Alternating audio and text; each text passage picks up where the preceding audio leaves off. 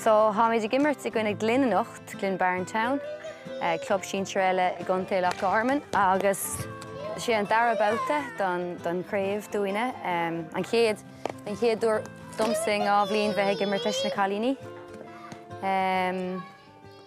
So, I'm kind of nervíseach bhealach go bháin agus ag tnú leis bhealach eile mar big Aoife Emer agus Ciara ag immert. So, big an cethir gon le céile ríist.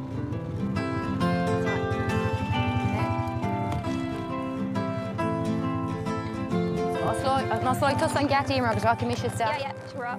Well, Captain nach raibh Clár ag smuoine faoi teacht tarnáis churbe dús agus an sin bhí tháinig sé tarnáis leis an fuair an idir bhánach agus nuair bhí an blas tréála chu ceapan go raibh fánn ar hí níos mó dhéanamh agus I dtéimir sé cúpla cluiche agus an sin bhí an fánacha, I suppose níos mó dhéanamh agus bhí an gritacha a ríist.